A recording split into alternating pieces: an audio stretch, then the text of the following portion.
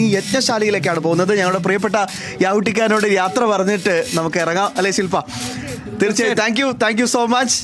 ഈ സേവനം ദയവായി തുടരുക എന്ന് മാത്രമേ നമുക്കും സന്തോഷത്തോടു കൂടി അദ്ദേഹത്തോടും കൂടി പറയാനുള്ളൂ. യാവുട്ടിക്കായ്ക്കൊപ്പം ചില ആളുകൾ കൂടിയുണ്ട്. പേരൊന്ന് പറയൂ ചേട്ടാ. പ്രദീപ് ഏട്ടനുണ്ട്. അങ്ങനെ യെസ്, ബോട്ടുകൾ വന്നുകൊണ്ടിരിക്കുന്നുണ്ട്. 10ഓളം പേര്, 10-ലധികം പേര്. ഇവര് സേവനം കൂടിയാണ്, അതും കൂടി എടുത്തു പറയേണ്ടതുണ്ട്. ഇതൊരു സേവനമാണ് എന്നുള്ളതാണ്. യെസ്, അങ്ങനെ നമ്മൾ ഇതാ യജ്ഞഭൂമിയിലേക്ക് കാല് എടുത്തു വെച്ചിരിക്കുകയാണ്, സ്നാനഘട്ടത്തിലേക്ക്. നമുക്കിവിടെ കാണാം പ്രിയപ്പെട്ട പ്രേക്ഷകരെ, അവിടെ പ്രത്യേകം സജ്ജീകരിച്ച മേഖലയിൽ നമുക്ക് പുണ്യസ്നാനത്തിന് അവസരങ്ങളുണ്ട്. എനിക്കൊന്ന് 8:30 തോന്നുന്നു അല്ലേ? 8:30 കൂടെയാണ് കൃത്യമായിട്ട് എല്ലാ ദിവസവും വേദസ്നാനം നടക്കുന്നത്. അത് ഗായത്രി ഗുരുകുലത്തിന്റെ നേതൃത്വത്തില് വേദം പാരായണം ചെയ്തുകൊണ്ട് സ്വാമിമാർക്കൊപ്പം സ്നാനം ചെയ്യാനുള്ള ഒരു വലിയ ഭാഗ്യം ഇവിടെ വരുന്ന എല്ലാ ഭക്തർക്കും ലഭിക്കുന്നതാണ്. ശരിക്കും രണ്ടുപേര് സ്നാനം ചെയ്തോ ചോദിക്കട്ടെ? നമ്മള് കുറച്ചധികം മുന്നേ തുടക്കത്തിലെ നമ്മൾ ചെയ്തു. അല്ല, അതില് ഈ സ്നാനത്തിന്റെ സമയക്രമങ്ങളൊന്നുമില്ല. കാരണം ഏത് സമയത്തും മാഘമാസത്തിലെ ഏത് സമയത്തും സ്നാനം ചെയ്യുന്നത് പുണ്യമാണെന്നുള്ളതാണ്. പക്ഷെ ഈ സമയത്താകുമ്പോൾ, ഈ 8:30 ഈ ഗായത്രി ഗുരുകുലത്തിന്റെ നേതൃത്വത്തിൽ വേദമന്ത്രങ്ങളും അതിന്റെ ആ കൃത്യമായിട്ടുള്ള ഇൻസ്ട്രക്ഷനൊക്കെ അവർ നൽകും എന്നുള്ളതാണ്. അത് സ്വാമിജിമാരൊക്കെ വരുന്നുണ്ട്. അതെ, തീർച്ചയായിട്ടും ഒരുപാട് സന്യാസി വര്യന്മാര് രാജ്യത്തിന്റെ വിവിധ ഭാഗങ്ങളിൽ നിന്ന് ഇങ്ങനെ ഇവിടെയൊക്കെ ഒഴുകി എത്തുന്ന സാഹചര്യം തന്നെയാണുള്ളത്. ഏതായാലും അമ്മമാരെയൊക്കെ കാണുമ്പോഴാണ് കുറച്ചും കൂടി വയ്യാത്ത അമ്മമാരൊക്കെ എത്ര വയസ്സായിട്ടും നമ്മുടെ നാട്ടിൽ ഇത്രയും വലിയൊരു ചരിത്രം നടക്കുമ്പോൾ നമ്മളെങ്ങനെയാ ഭാഗമാവാണ്ടിരിക്കുക എന്ന് ചോദിച്ചു. തീർച്ചയായും എന്നാലും നമുക്ക് നടക്കാം അല്ലേ? അതിനിടയിൽ നമുക്ക് ഒന്ന് ചില വാർത്തകളിലേക്ക് കൂടി പോകേണ്ടതുണ്ട്. പ്രിയപ്പെട്ട പ്രേക്ഷകരെ, യജ്ഞശാല അല്ലെ, യജ്ഞഭൂമിയിലാണ് നമ്മളിപ്പോ നിൽക്കുന്നത്. ഒരുപാട് പേർ, അമ്മമാരുൾപ്പെടെ ഒരുപാട് പേർ ഇതാ ഇങ്ങനെ വന്നുകൊണ്ടേ ഇരിക്കുകയാണ്. ഇതിങ്ങനെ തുടരും. ഇത് എന്താ പറയാ, ഇതിങ്ങനെ നിർബാധം തുടരും. ഇങ്ങോട്ടേക്കുള്ള ഈ ഒരു ഭക്തജന പ്രവാഹം, എനിക്ക് തോന്നുന്നു ഒരു ഗംഗാ പ്രവാഹം പോലെയാണ് ഇങ്ങോട്ടേക്കുള്ള ഒഴുക്ക്. അത് തന്നെയാണ് ഏറ്റവും പ്രധാനപ്പെട്ട കാര്യം. അതുകൊണ്ട് തന്നെയാണ് ഞങ്ങൾ ഇന്നത്തെ ഈ പുത്തൻപുലരിക്ക് വീരം വിരാടം എന്ന ആ ഒരു ഉത്തമമായ ഒരു പേര് തന്നെ നൽകിയിരിക്കുന്നത്. കാരണം അത്രമേൽ അഭിമാനത്തോടു കൂടി തലയുയർത്തിപ്പിടിച്ചുകൊണ്ട്, ഭാരതത്തിന് ദേശീയതാബോധം ഉയർത്തിപ്പിടിച്ചുകൊണ്ട് ശക്തമായി തന്നെ കേരളത്തിൽ നിന്ന് ഒരു സന്ദേശം, ഒരു ശംഖൊലി മുഴക്കുന്ന കാഴ്ചയാണ് പ്രിയപ്പെട്ട പ്രേക്ഷകരെ നിങ്ങളിങ്ങനെ കണ്ടുകൊണ്ടേയിരിക്കുന്നത്. വിഷ്ണു, അവിടെയാണ് നമ്മുടെ നിള ആരതി നടക്കുന്ന പ്രത്യേകം സജ്ജീകരിച്ച സ്ഥലം. പ്രിയപ്പെട്ട പ്രേക്ഷകർക്ക് അതും കൂടി ഒന്ന് കാണാം. കാരണം തത്സമയം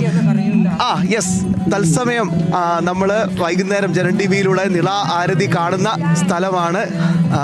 അവിടെ പ്രത്യേകം പണ്ഡിറ്റുകളുടെ നേതൃത്വത്തിലാണ് നിളയെ പൂജിക്കുക. അതിന് തന്നെ എത്ര പ്രധാനപ്പെട്ട ഒരു കാര്യമാണ് അല്ലേ? തീർച്ചയായിട്ടും ഈ നിള പൂജ എന്ന് പറയുമ്പോൾ നമുക്ക് ഈ നിളയുടെ ഒരു ചരിത്രം കൂടെ പരിശോധിക്കാം. വേണം. കാരണം ഈ നിള ആരംഭിക്കുന്നത് തമിഴ്നാട്ടിലെ തിരുമൂർത്തി മലകളിൽ നിന്നാണ്. ആ തിരുമൂർത്തി മലകളിൽ നിന്ന് ആരംഭിച്ച് ഇവിടെ ഈ തിരുമൂർത്തി സംഗമസ്ഥാനത്ത് ഇത് സംഗമിക്കുന്നു എന്നുള്ളൊരു പ്രത്യേകതയുണ്ട്. ഇവിടെ കൃത്യമായിട്ട് ഒരു ഭാഗത്ത് നമുക്ക് നാവാമുകുന്ദ ക്ഷേത്രം കാണാൻ സാധിക്കും. തൊട്ടപ്പുറത്തായിട്ട് ബ്രഹ്മാവിൻ്റെ ക്ഷേത്രം തന്നെ അപൂർവമാണ്. ഇവിടെയുള്ള ബ്രഹ്മാവിൻ്റെ ക്ഷേത്രമാണെങ്കിൽ 4 മുഖമുണ്ട്. ചതുർമുഖനായ ബ്രഹ്മാവാണ്. അത് അത്യപൂർവമാണെന്നാണ്.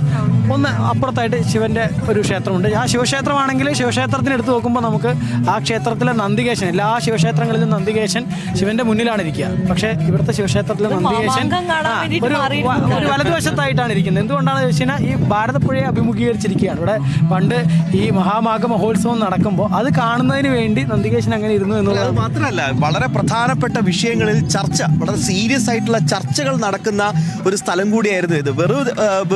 ഞാനതാ നേരത്തെ പറഞ്ഞു, ഒരു സ്വാമിജി പറഞ്ഞതുപോലെ തന്നെ ഇതൊരു ഹൈന്ദവ ഏകീകരണം അല്ലെങ്കിൽ ഒരു ദേശീയ ഉത്സവം എന്നതിനൊക്കെ അപ്പുറത്തേക്ക് വളരെ ഗൗരവമായി ഇപ്പൊ ഗണിതശാസ്ത്രത്തിൽ പുതിയ രീതിയിലുള്ള കണ്ടുപിടുത്തങ്ങൾ, പുതിയ കണ്ടെത്തലുകൾ, അതൊക്കെ വളരെ ഗൗരവത്തോടു കൂടി വിദ്വാൻമാർ ഇരുന്ന് ചർച്ച ചെയ്യുന്ന ഇടം കൂടിയാണ്. മാത്രമല്ല, ഒന്ന് ആലോചിച്ച് നോക്കൂ, കേരളം ഭാർഗവ ക്ഷേത്രത്തിന്റെ ഐശ്വര്യം വേണ്ടിയിട്ട് ഒരു യാഗം നടക്കുക, എത്രമേൽ മഹത്തരമായ സങ്കല്പമാണ് അല്ലേ? തീർച്ചയായിട്ടും അത്തരത്തിൽ തന്നെയാണ് വിവിധ പൂജകള്, കർമ്മങ്ങള്. അതിൽ നേരത്തെ പറഞ്ഞതുപോലെ സയൻസും അതുപോലെ മാത്തമാറ്റിക്സും ഒക്കെ ഈ ഇതിലെല്ലാം ഉണ്ട് എന്നുള്ളത് അത് വളരെ പ്രധാനപ്പെട്ട കാര്യം തന്നെയാണ്. എന്നുള്ള ഒരു കാര്യത്തെ മാറ്റി നിർത്തി സമൂഹ നന്മയ്ക്കായി എന്തൊക്കെ ചെയ്യാമെന്നുള്ളതാണ് നമ്മുടെ എല്ലാ പൂജയുടെയും പിന്നിൽ പ്രവർത്തിക്കുന്നവരോട് ചോദിക്കുമ്പോൾ എല്ലാവരും പറയുന്നത് ലക്ഷ്യം എന്ന് പറയുന്നത് സമൂഹത്തിന്റെ ഉന്നമനമാണ്. സമൂഹത്തിലേക്ക് നല്ല രീതിയിലേക്കുള്ള മനുഷ്യരുണ്ടാകാൻ വേണ്ടിയിട്ട് അല്ലെങ്കിൽ നല്ല സാഹചര്യങ്ങൾ ഉണ്ടാകാൻ വേണ്ടിയിട്ടൊക്കെയാണ്. പറയുന്നത്? നമുക്ക് വേണ്ടിയല്ല, സമൂഹത്തിന് ഒന്നാകെ വേണ്ടി ഇവിടെ വരുന്ന. അതിനാണ് നമ്മൾ പറയുന്നത് യജ്ഞപ്രസാദം എന്ന് പറയും. പരമേശ്വർജി, പത്മവിഭൂഷൺ പി പരമേശ്വർജിയൊക്കെ എപ്പോഴും കോട്ട് ചെയ്യുന്ന ഒരു കാര്യമാണ് യജ്ഞപ്രസാദം.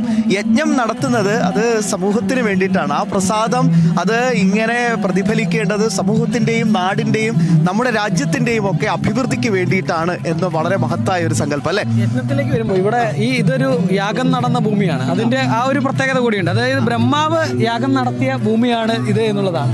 തവനൂർ എന്നാണ് നമ്മൾ പറയുന്നത്, പക്ഷെ ഇത് താപസന്നൂരാണ് യഥാർത്ഥത്തിൽ.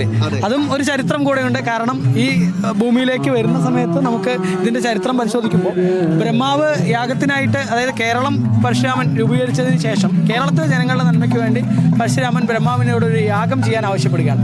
ആ യാഗം ചെയ്യാൻ ആവശ്യപ്പെട്ട സമയത്ത് അത് ഞാൻ നേരത്തെ പറഞ്ഞ തമിഴ്നാട്ടിലെ തിരുമൂർത്തിമല ആ ഭാഗത്താണ് ഇത് യാഗം ചെയ്യാൻ വേണ്ടി തീരുമാനിച്ചത് ആദ്യഘട്ടത്തിൽ.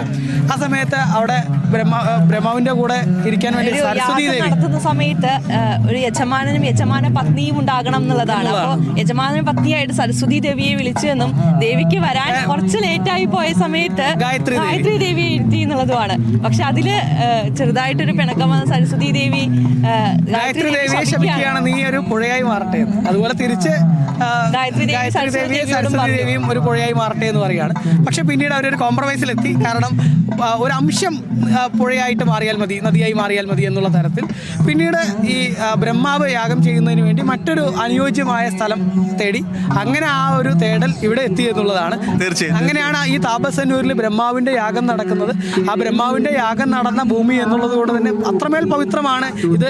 ഈ നിളയില് ഈ സമയത്ത് 7 നദികളുടെ സാന്നിധ്യം ഉണ്ട് എന്നുള്ളതാണ്. ഇപ്പോ ദശാശ്വമേധ ഘട്ടിൽ നിന്ന് വന്ന പണ്ഡിറ്റുകളാണ് ഇവിടെ നിളാരതി നടത്തുന്നത്. അപ്പൊ അവരോട് നമ്മൾ സംസാരിച്ച സമയത്ത് അവർ പറയുന്നത് ഗംഗാമ്മയെ പോലെ തന്നെയാണ് നിളയും അമ്മയാണ്.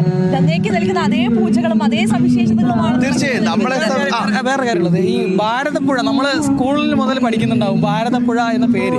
പക്ഷെ എങ്ങനെ ആ പേര് വന്നതെന്ന് ചോദിക്കുമ്പോൾ അതിനും ഈ ഒരു നമ്മുടെ പുരാണങ്ങളും ഐതിഹ്യങ്ങളും ഉണ്ട് അതിലുള്ള. ആ ഭാരതപ്പുഴ എന്ന പേര് വന്നത് ഇത്തരത്തിൽ ഈ ഒരു എല്ലാ നദികളും ഇവിടെ സംഗമിക്കുന്നു എന്ന് വിശ്വസിക്കപ്പെടുന്ന ഒരു സാഹചര്യത്തിലാണ് ഈ പുഴയ്ക്ക് ഭാരതപ്പുഴ എന്ന പേര് തന്നെ വന്നിരിക്കുന്നത്. തീർച്ചയായും എന്നെ ഇങ്ങോട്ട് പറഞ്ഞു വിടുമ്പോൾ നമ്മുടെ chief editor Pradeep Pillai sir പറഞ്ഞിട്ടുണ്ട്, നിങ്ങൾ രണ്ടുപേരും ഒരു പക്ഷെ തിരിച്ചാൽ കൂട്ടിക്കൊണ്ടുപോകാൻ വന്നതാ ഞാൻ. കാരണം പക്ഷെ ഇവിടുന്ന് പോവാൻ മനസ്സ് തോന്നുന്നില്ല എന്ന് രണ്ടാളും പറഞ്ഞിരുന്നു. തീർച്ചയായും ഇപ്പൊ എന്റെ കാര്യം അത്തരത്തിലൊരു സംശയത്തിലാണ് ഉള്ളത്. യെസ്.